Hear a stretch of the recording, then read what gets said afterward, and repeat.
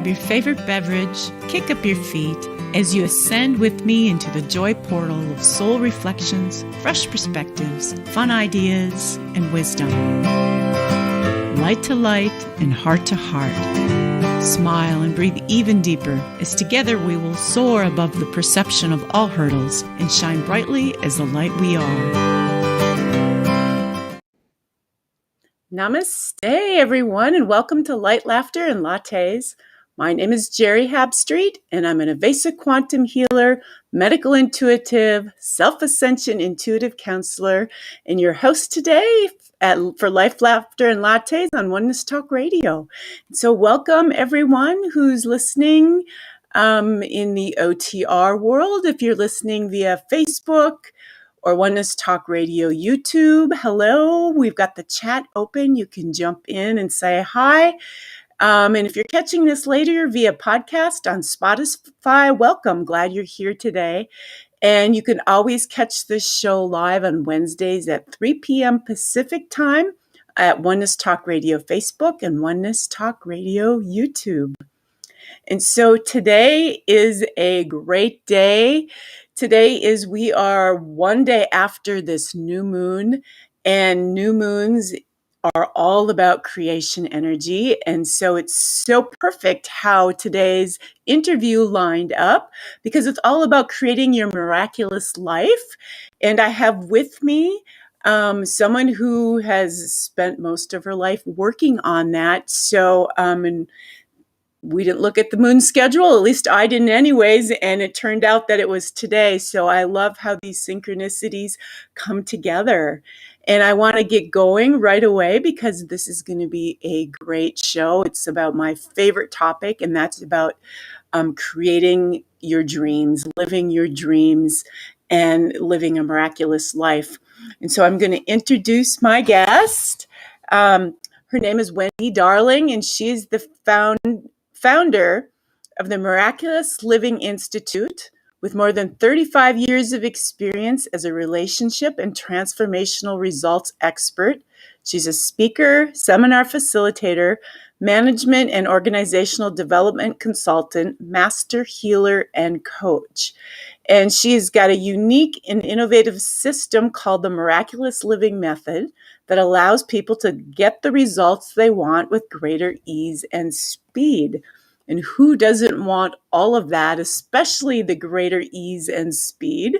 So I'm going to welcome in Wendy Darling. Hi, Geri. Nice to be here.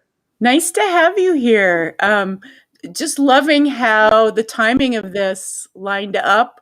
I don't know if you follow the moon cycles at all, but we are in that time where if people are wanting to really change their lives, now's the time. Well, September altogether right now is a rebirthing month. It's if you have a birth that you're carrying, if you want to shift and change your life and rebirth it, September, the whole month is all about that. And we're in the new moon, so now it's the new time to get clear, take action, and birth that dream and birth that miraculous life. So it's fantastic that you're here, and I'm so excited to hear about what you have learned about creation energy and how to make it more effective and how you have helped people.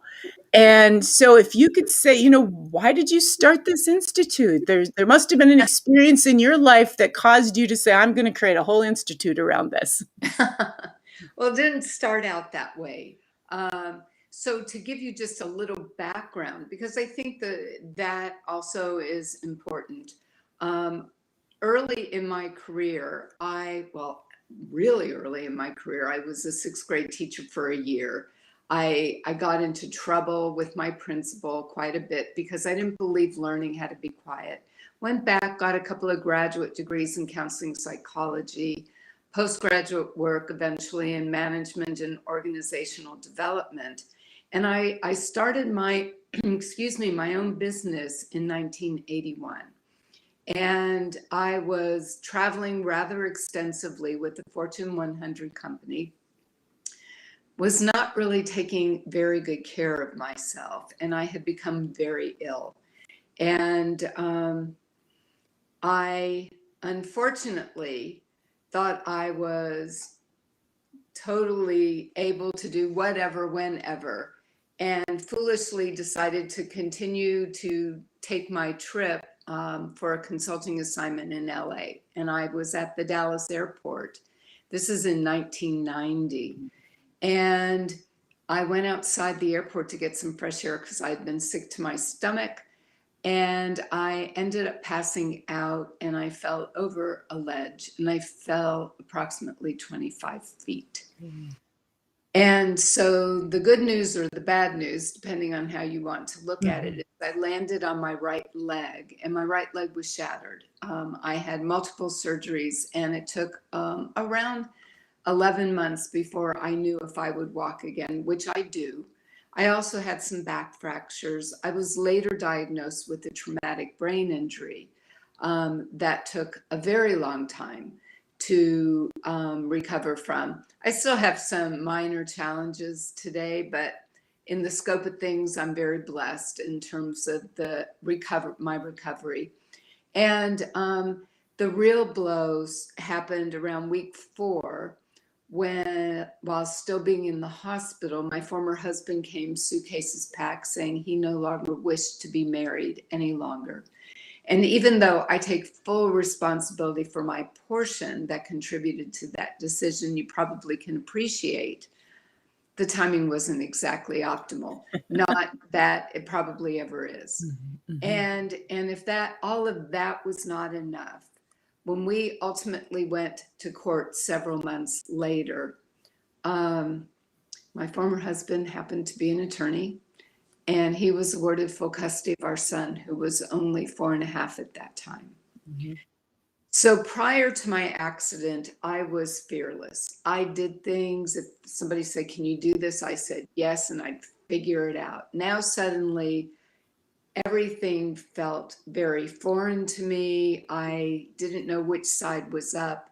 My prayer back then was, "God, if you help me dig out of this hole, I promise I will pay it forward."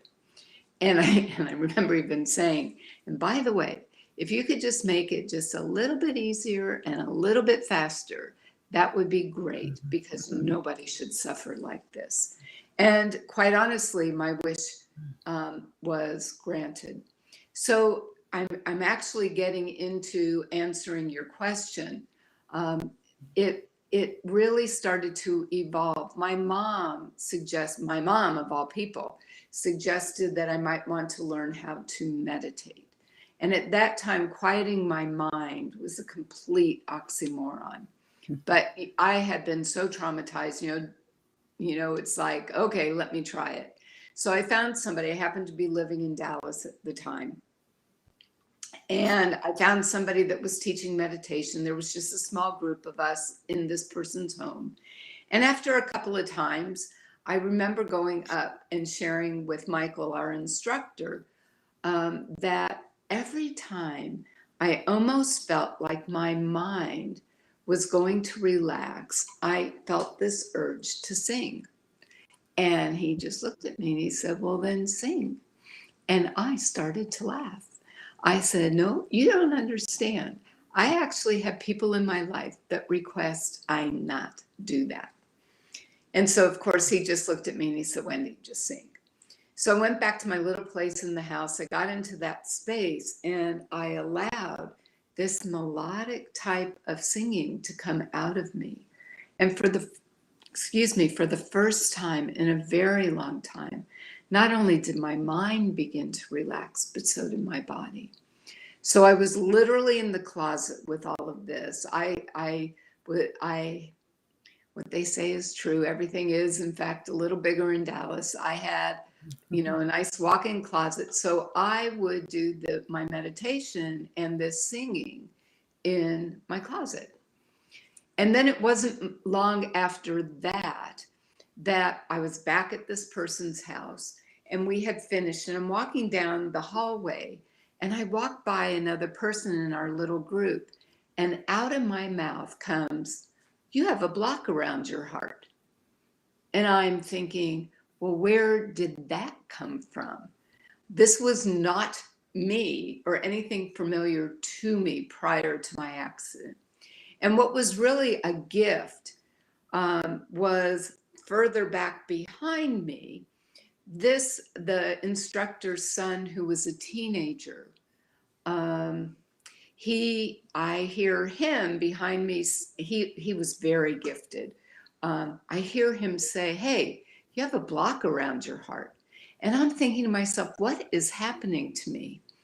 And so I began to explore more of what this was. And it started to evolve. I started to be able to develop, work with it, cultivate it. It led me to start creating personal growth seminars um, in topics like attracting love. I help people grow their businesses, make more money. I've worked with kids with learning disabilities and helped them get squared away. I've worked with women who have been abused, and I'm not exaggerating, in a very short time, they are freed from that trauma. And so it really continued to evolve. And so today it's now called the Miraculous Living Method. And in the Institute, as I mentioned, I have a variety of programs. So it really came out of this journey that I was going through. In my career as a consultant, I had been writing and delivering workshops for many, many years. I just started writing them more in the personal growth arena. I still do some consulting, but I love the space of the Miraculous Living Institute because I happen to like being able to support people to really close that gap from where they are to where they want to be. Yeah. Well, it's amazing how, and I've done so many of these interviews and friends that are on the path of me, the same path that I'm on, personal growth, personal healing, ascension, whatever. And it seems that we all get our experiences, our challenging experiences, our pain experiences, whatever they may be, to get us to where we are now so that we are doing what we came here to do. And, Yep. and they all look different. Mine was, equally as ugly as yours. And I can remember the feeling too after it was over, the trauma part was over, where my voice came out too, because you're more in your truth then. Once you release things that are unlike your truth, your truth can come out, which is your voice with full clarity. And I can remember how I was able to just hit notes and clarity in my singing that I couldn't, like, whose voice is this? I didn't even recognize it. And so that feels so similar to me when you shared that. Um, what is the one, I read through some of the chapters of your book, and so it's fun for me to do that because I do similar to you. I'm more medical intuitive, and I go into the body parts and what emotions are we holding on to that are affecting the organs, the chakras, the emotions, all of that. And so I had fun kind of reading your book and seeing how your journey, how it's similar to, what I do as a coach and healer as well. Um, what is the one thing that you find helps people the most? So if you're working with someone who's really down and out and depressed, and what's the one thing that you tend to go to first to help that person? Do you go after the depression or do you go after something else? Yeah, I go after something else. My first step is really, I mean, people will share a little bit of where they are. However, I want to assist them to waking up their deepest desires. So one of the first steps is what I refer to as magic wand time. If you could wave your magic wand, what do you really want to be doing? How do you want to be feeling? How do you want to be living your life? And I have a structure that I follow that guides them in this direction. Because even in my former training, we were really trained in the good old days to find what's wrong and to fix it. Mm-hmm. And a lot of my early training and experience was all talk therapy. Well, at some point, I realized, wait, I now know how the brain works. And so I had trained my mind, and probably others, that we just have to keep looking for what's wrong and to fix it. So you're always looking for what's wrong or what's off or out of alignment. And I went, maybe we're looking at things backwards. So I help people design their life and really come from a place. And I have a very creative process. Part of my process involves what I refer to as transformational healing cards that came through me in the early 2000s, and they hold a frequency, and we use these in the process to design your vision, meaning, how do you want your life to look? But I take people further and take them into developing, designing their mission. Because it's one thing if you want, for example, I always wanted to have a home that had a view of the ocean. Now, when I originally created that many years ago, I was living in Dallas, Texas. And you can probably figure out that we didn't have too much water around there, certainly not the kind of water I was interested in. And now I live in San Diego. I don't have that home yet. That's going to be next. But I will tell you that I am significantly closer to that ocean than I was previously. And what it tells me, yes, my home environment's very important to support me and nourish me so that I can be fully available when I work with my clients. But it also tells me I'm getting my job done. And so in that sense, my mission for having that home is more saying, good job, you've really been doing well. So that's where I take people in the very early phase, that first step. I want to wake up those desires. Okay, Because so I was just going to say, because I believe our desires are pointing us in the direction of our truth. exactly. Yeah, our passion. When from the moment we're born, when we're young, we have these interests and talents and gifts. And somewhere along the way, we get told that, well, you're never going to make it as an artist. You can't make me at that. You can't make money playing a piano. You can't make, it's all about the money, right? How are you going to support your family? You're not going to have the money. And so a lot of those special interests and desires get tucked away in the name of getting the job, right? And then our health goes down because our whole body, our energy system, if I go through every organ in our body, every single organ is about coming into this planet, receiving our gifts, nourishing a vision, nurturing that vision, going out into the world and expressing it and being it in joy and our truth. And every single organ in our bodies was designed for us to live what we came here to do. And when we stop doing that is when we get depressed, when we get the pain. I mean, and there's other things in life too that causes the pains, the traumas, and all of that stuff as well.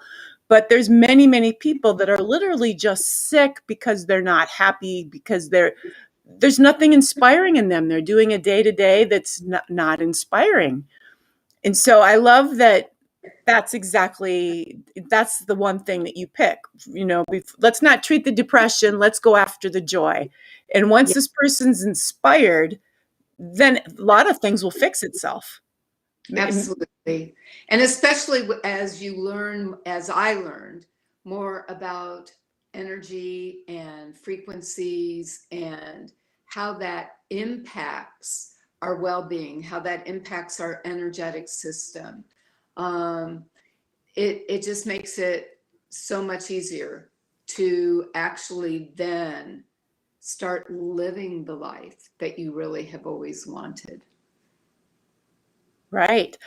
So I have to ask, I know that I've worked with people who, if I ask them, what is your dream or your vision, they can't even come up with one.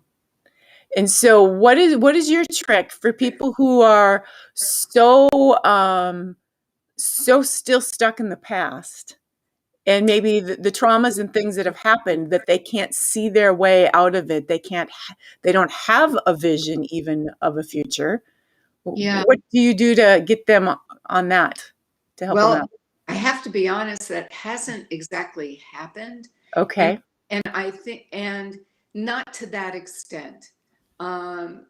It might take a little jump start, but I think I hold the space for dreams to be realized.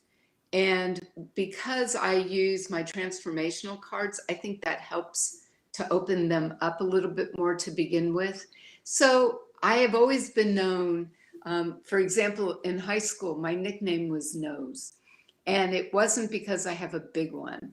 It's just I was always asking questions. So I've always had a very curious nature. In fact, my very first consulting job was to go in and work with computer programmers for a certain department. I had never touched a computer, and this was my first consulting assignment. But it was the best gift in the world because I kicked in and started asking a bunch of questions. And in a very short time, there were ahas and we figured something out. And I went, oh, I like this consulting job. I don't have to know. So I just get curious. Plus, I can feel when we're close or we're off. And so I think that helps to kind of guide things as well. But I think people that come to me, maybe they don't know exactly what it is, but maybe we'll start with feelings. Maybe we'll Mhm. start with, well, we don't have to work. For example, somebody might want to change careers. They may not know what that is. They may not know what the job is, but it's more, well, let's just look at what kind of environment you want to be working in, the kind of people you want to be working with. Or more times than not, because there was a time in my career, it's been a number of years ago, I also was subcontracting with an outplacement firm. So I was working with people who had lost their jobs, and they were using me to help them pivot into whatever might be next. And I always was very curious, what is something that you have always wanted to do that you've never given yourself permission to pursue? Now, it might not be the job, but at least what I try to get people to do that are dissatisfied in their jobs is we find out what they really would love to do, and we find ways to begin to incorporate that. Right. So just add it into their daily routine on a weekend or on an evening or whatever it Yeah, is. some way Joy is to nourish themselves, right. and that dream. Mhm. Well, and joy is so important because when we're in joy, that's one of the highest frequency energies there is. And so if people were to take a look at their lives and figure out, when are those times where things just simply flow, where there seems to be all these serendipitous events, and it's always when you're in joy. Yeah. Always. You'll be thinking about something and it'll just simply show up and it'll just keep cascading like that. And then it's always when you're in joy because the frequency is so high there that you can make shifts faster in that space. Yeah. And I think for some people, depending on where they are, I certainly have had that challenge at different times in my life. To jumpstart that can be challenging. Mhm. And so it's kind of the fake it till you make it. So, what can you do to allow you to feel more happiness, more joyful, more love? So it might be turning on some music and dancing around your heart house, dancing around your heart. That And too. That too. That's probably the number one thing that needs to happen. yeah, and I think also because even physiologically, if somebody is depressed or sad, we Mhm. breathe much more shallow And so by getting some type of movement, you open that up, and it's physically impossible for you to stay in that lower frequency state. So to try to get some movement in is so very, very important. So again, depending on the circumstances and the person, we work those kinds of things out. And what I also love about the Miraculous Living method is we can find those places that are bringing people down, and we pop them out, we release that. And something also that's very unique about my system, there are a lot of people, I'm sure you're one of them, that do beautiful release work. But if you don't work with the mind to strengthen it, you risk defaulting back into old patterns. So my process works with retraining the mind to strengthen either an existing neural pathway that has you looping in a more positive thought and direction that's in alignment with your heart's desire, or or we just create a new one. And that's part of the process as well. And I think that is what speeds the process up. You have to have the thinking that's in alignment with what you want to create and experience. And because you need to have that feeling, because the feeling is what makes the magic happen. True. Well, that's where the energy comes from, the frequency, the excitement, right? When you get excited about something, you're feeling it. So you're talking about training the brain into to rethink, to think differently. So if you're wanting to, create, I don't know, a beautiful house in the mountains, you can't keep saying, "I'll never be able to afford this or that." That would be Or, correct. Right. So there's a whole talking process that we get used to, a conditioning around it. It comes probably from the family that you grew up in, that you just kind of carry forward. And there is a whole different way of being really careful about the words you choose, because every word that comes out it's even more powerful than the thought of something, because you're one step more into manifestation when it's out of your mouth in words. Yeah, what I really appreciate about the gift I was given with the Miraculous Living method is we create the scenario, the statements, the affirmations, if you will, but it's a scenario of how you want to be living and feeling. And because of the system between the sound healing and the transformational cards, it creates a very unique circuitry, so that when you state out loud and start training your brain, what ends up happening is it allows you to start feeling different. And let's say a very common statement that people might create in the beginning, say somebody who's been abused, "I am safe." Well, saying that, and this is also why I really value my process, because just saying affirmations can sometimes take a very long time to actually get the mind and the body to shift. And so because it's estimated that we have approximately 60,000 thoughts a day.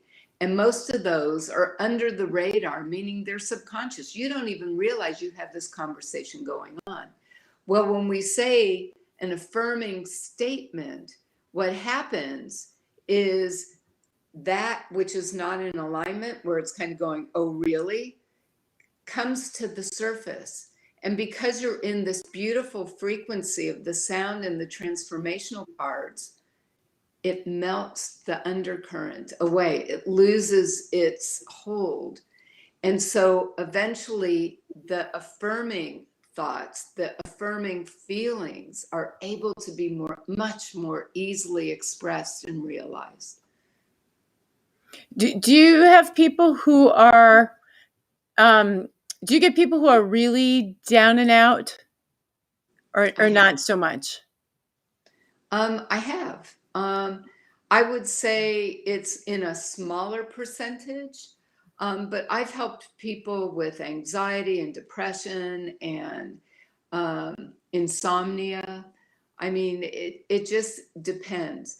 But most people that come to me, they're really ready to make a change. They have reached a point.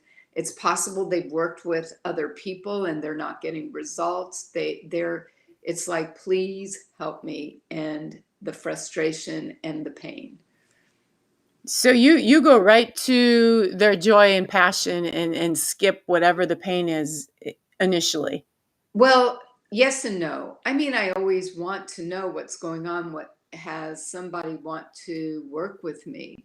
And I also want to work with people that are really committed to change, because even though a jumpstart session, for example, can have a healing process, I give them my process, I teach them how to use it. You probably can appreciate this. There might be some movement, but I can't guarantee permanent results. After a little while, yes, I can. So I think sometimes it's important to talk about the feelings. It depends. Once we identify what they want to create, then I'm able to do my healing work and start to open them up. I look at their system kind of like a very complex Rubik's Cube, and I'm seeing where things are out of alignment, and we're able to bring them back into alignment. I can see where energy's stuck, different than how you do that. Yours is very specific in terms of their medical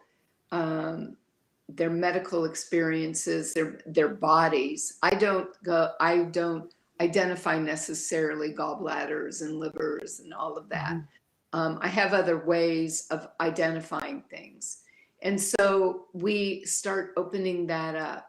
And because of how I work with people, we just keep adjusting and we just keep moving forward. And depending on what it is that they're wanting to and needing to accomplish, they have homework. We identify what I refer to as inspired action steps. I don't ask anybody to bungee jump, but to take steps. And typically between the two of us, or if it's a group situation, we do the same thing. People will know at least their next step or two. Well, I do have to say, bungee jumping is inspiring if you haven't ever done it. I kind of bungee jumped, but I left the cord. So I have no interest in That's doing right. anything like that at all. There was a time I thought it was a really cool idea to jump out of an airplane. Not so much anymore. So I'll leave that for some other great adventures. I'm adventurous, but not that way. I turned 70 this year. And so, Awesome. yeah, I think so.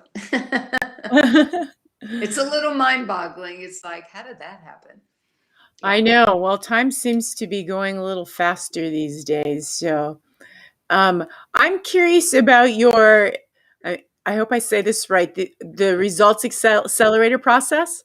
Uh-huh. So Yeah. share a little bit about that. Sure. At some point, I'm always interested in trying to find ways to accelerate results. And I want things to be easier and faster for people. I don't want anybody to have to go through anything close to what I went through. And it's now been a number of years, and I don't even remember the circumstances any longer, but I do remember in the inquiry of, I wonder. And what came to me was what is now called the results accelerator process. And what this is I basically ask, so I have 10 categories that we look at when we're designing your life and your mission and all of that. And okay, so let's say you want to make more money. Well, sometimes that's exactly where you need to focus. Sometimes not. So what I'm able to do is test. I use applied kinesiology, which is a muscle testing process, to determine what somebody's results accelerator is, which means what is the entry point for you to get easier, faster results to make money or release weight or whatever it might be. So, for example, there was a person that I worked with very early on in this process, but I love the example. So he came to me because his business was really taking a nosedive. He just had lost his footing. He just could not get a contract, and he was understandably concerned.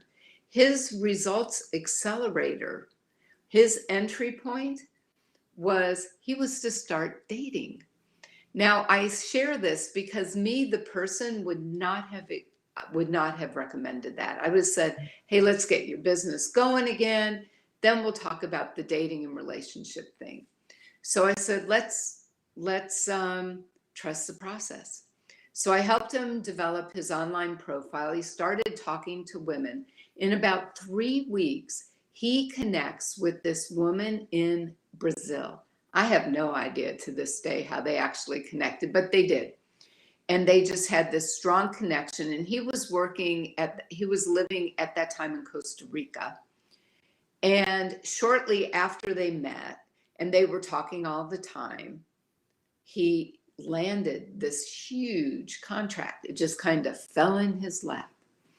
In fact, not only did that happen, he was able to do what he did very easily anywhere.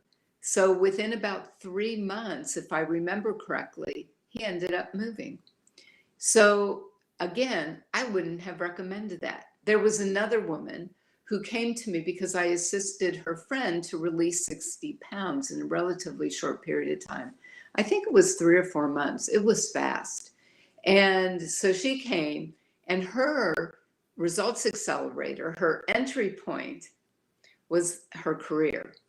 And she was not very happy about that. She said, I did not come to talk to you about my career. And so once again, we had a conversation. I said, can we please just trust the process? I helped her dust off her resume, helped her fix it up. And I'm not exaggerating. Within 3 weeks, she had a new job. She was very unhappy in where she was working. And shortly after she started working, guess what started happening with her weight? So it's a very interesting process. Sometimes it is, career to career, money to money, love to love. But more times than not, it's something else that kind of helps jumpstart all of that. Yeah, it's a funny thing because we tend as a society, to treat the issue. So if you're overweight, you need to exercise more and eat less. Well, weight is such a huge thing. It could be so many different things. It could be someone who doesn't feel safe, someone who feels like they need protection, someone who's not grounded, someone who needs more joy in their life. There could be a number of things, and oftentimes it's not that they're eating the wrong things, and they may be doing a lot of exercising. And the same thing for money. It can be a number of reasons why the money is not flowing, and it could be just that you're holding on to a lot of the past. And when you're holding on to past, that's flow, and when your flow stops, so does the flow of money. But it could be that you're being called to move forward in a different way, something more joy-filled that you came here to do.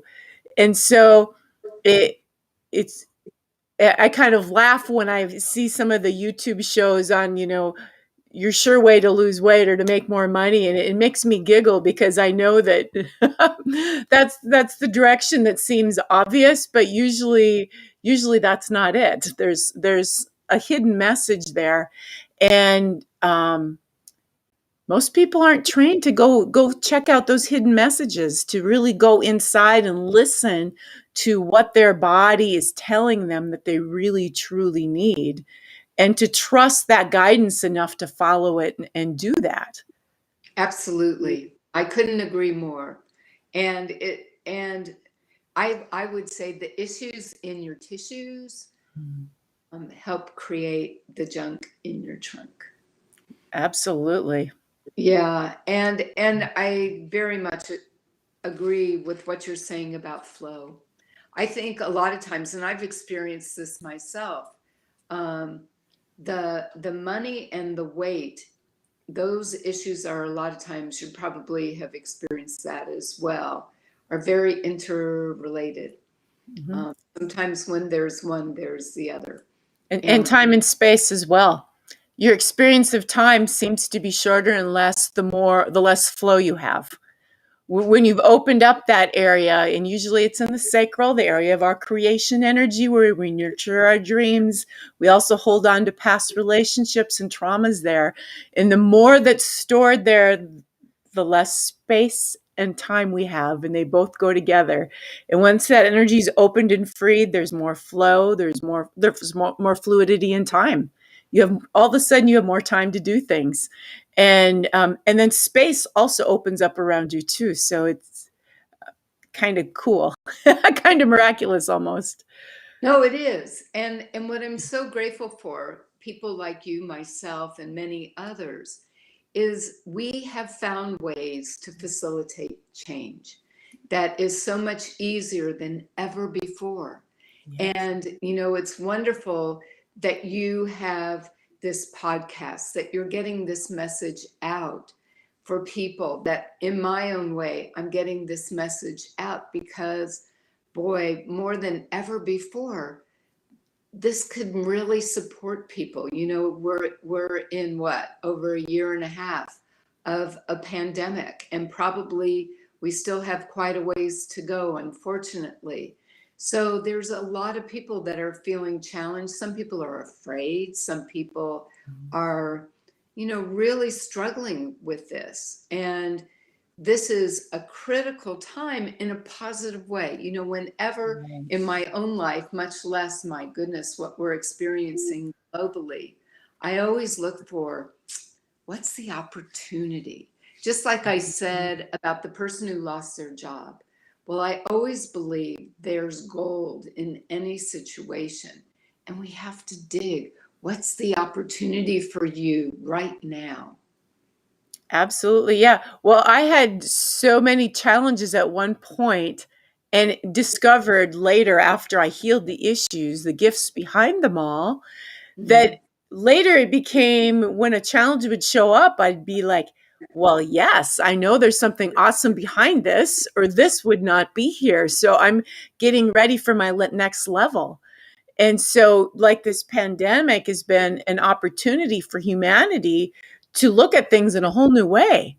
We were all sent home to look at ourselves, to look at our partners, to look at our family, to really look, hopefully at anything other than the news, which is trying to steer people in another direction. So you can get lost very easily if you give your power away and lose your focus away from what matters most, yourself. Yes. And I think also it's a pivotal time for us to come together more in our Yeah. communities. Hmm. I think for many of us, I don't know about you, but what I remember after such a long time, not being able to see family members or friends and hugging people. I mean, I just couldn't wait to be able to hug, one of my closest friends. My son was very ill last year while I was writing my book, and he happened to be living with me. And so that made it even more interesting to really dig for some miracles in my life. And to write about that had forced me to dig even deeper. So I think it's a time, maybe I'm hoping that people are realizing how invaluable our relationships are.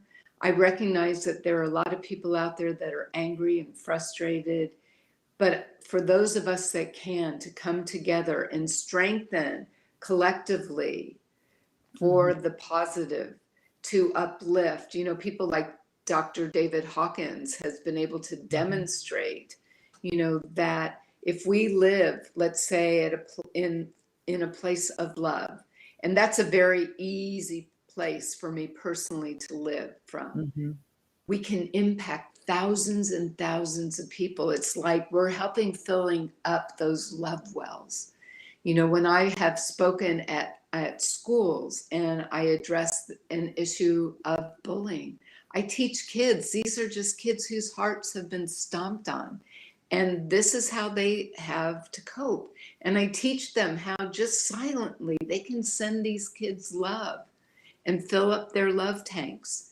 Mm-hmm. And I can't tell you how many times I have seen this over and over and over, how it positively impacts those people and others.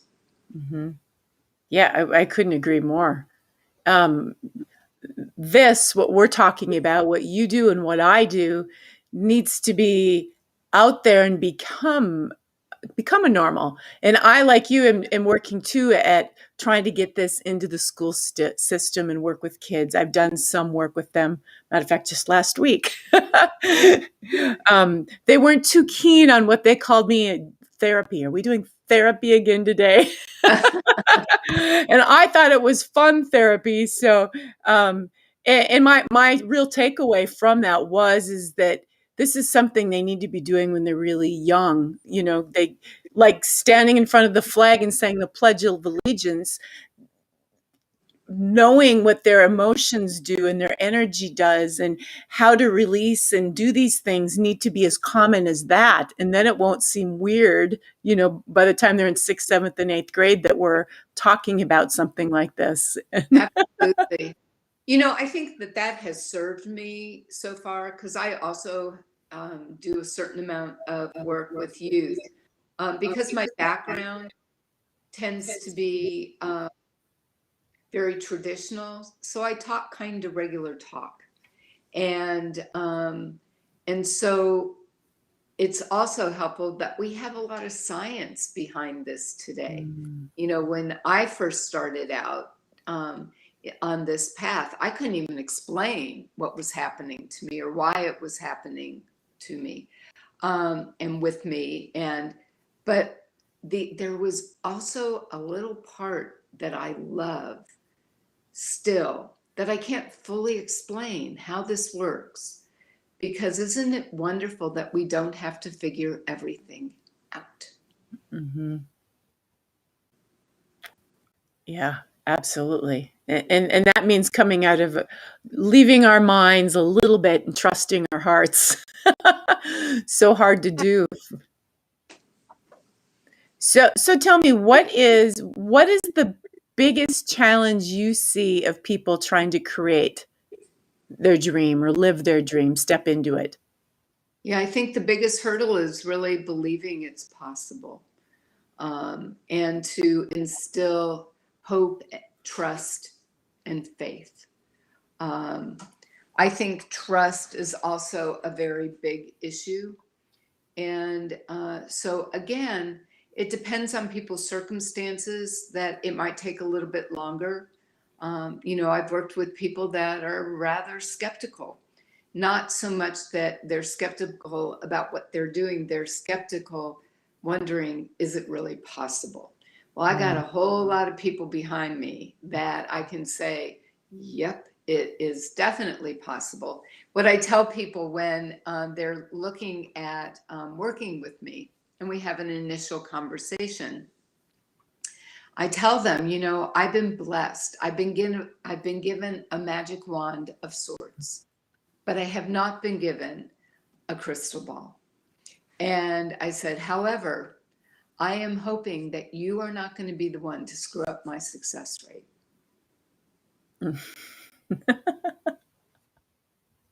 And it kind of lightens the mood a little bit. You know, it's Right. like, you know, we just have to walk this journey. And I think the real beauty of this also is recognizing that we have an inner guidance system that's brilliant.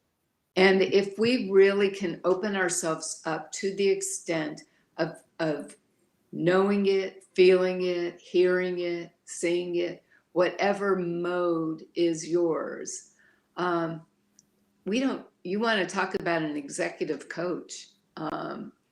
There's none better.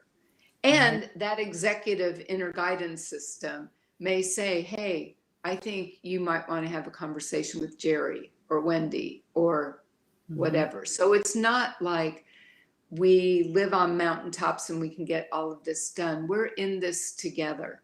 And help really is a 4-letter word that should not be looked at as a 4-letter word. I still use people today, just like what you were talking about. We reach a certain place in our lives. Well, guess what? We don't typically stop there. It's like, okay, you're ready for your next promotion, so to speak. And so we're continually evolving. And it's wonderful that there are so many people out there that can support you in that journey. Yeah, absolutely. I think one of the biggest things too to that inner guidance is the trusting it. Because I know for years I would get the greatest inner guidance, but I thought that was just my mind chatter. So I never, and it really took me a while to hone in and went, wait a minute. And it's usually always that first thought.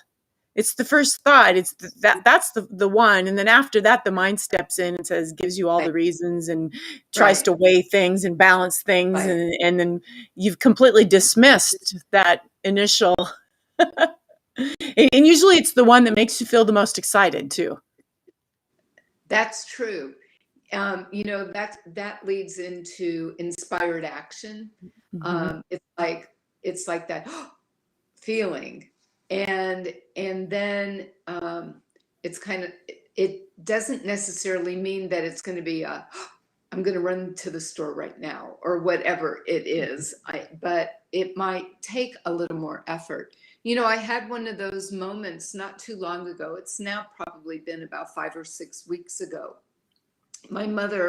I moved my mom here a little over 4 years ago. She has dementia and it has advanced significantly at this point. And she's in a lovely facility not too far from where I lived. And she hasn't spoken in months. And I was there and I don't even remember, I tell her stories. I sometimes read her parts of my book. I show her pictures. We do life reviews. And out of the blue, she suddenly speaks my name. And it was almost a little startling. It was like, wow, Mom.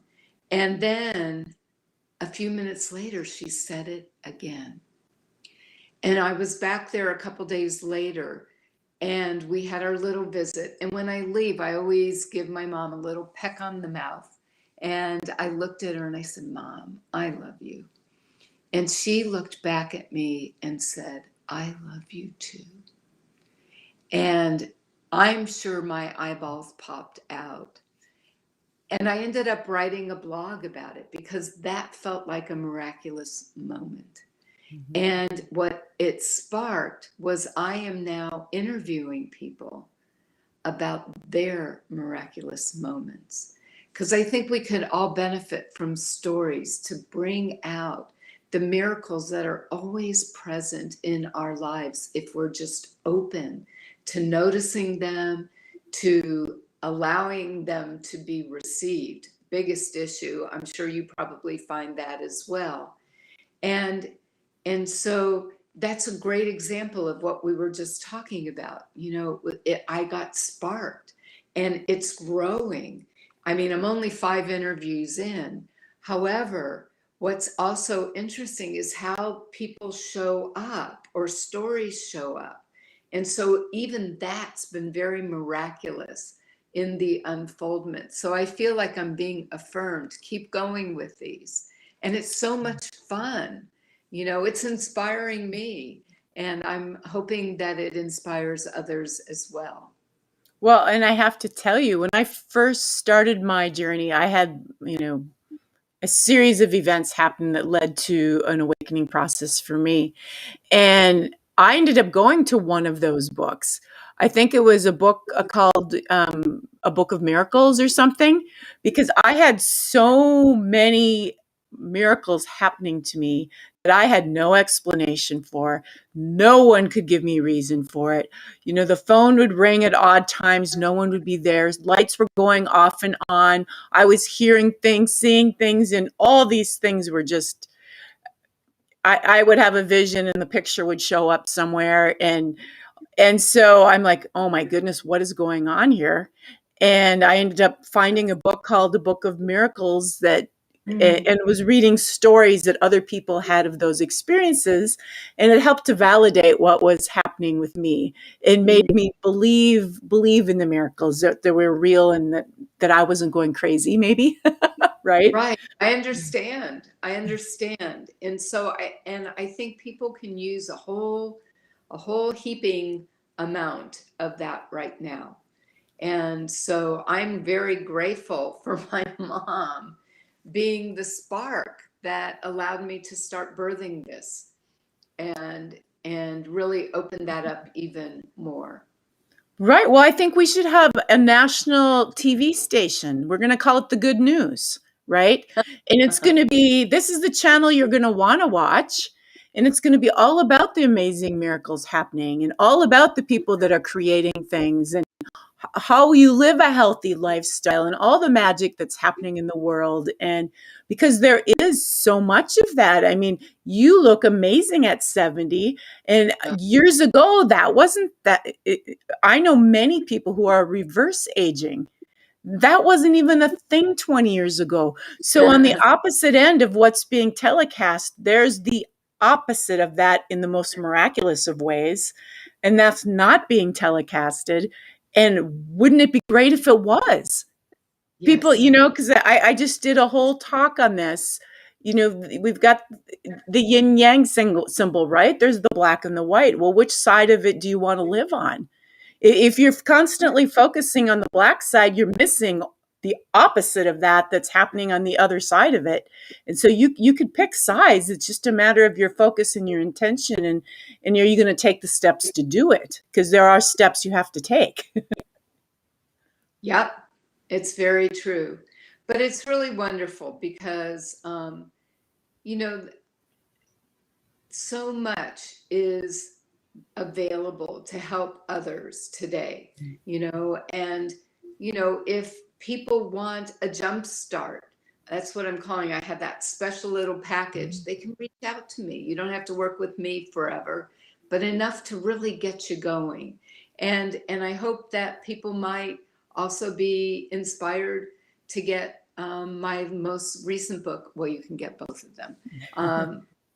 Because there's examples and exercises for you to utilize, including a link for the results accelerator that you were mentioning earlier, which is, I'm a little biased, it's kind of a cool exercise.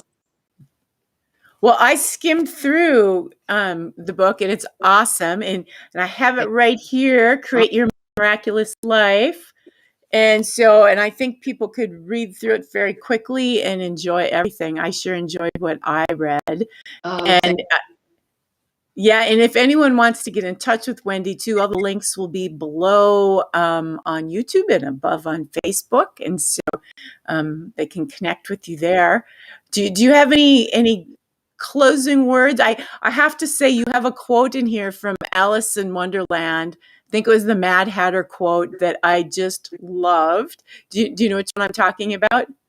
Not in this moment, I'm sure. Go ahead. Do you Oh, remember? I should have bookmarked it Memory because is it was not. about people are looking for miraculous events, but yet they don't believe in miracles.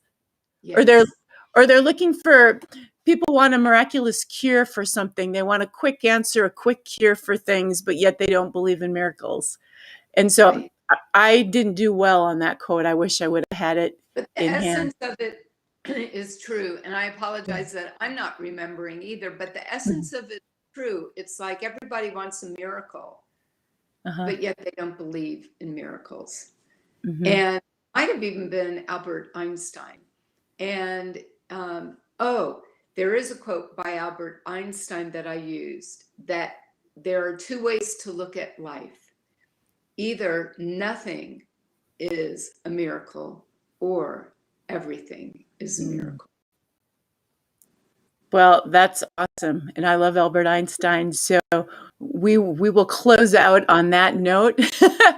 Thank you so much, Wendy, for being here today. And thank you all for listening. I hope you have a fabulous week. Namaste.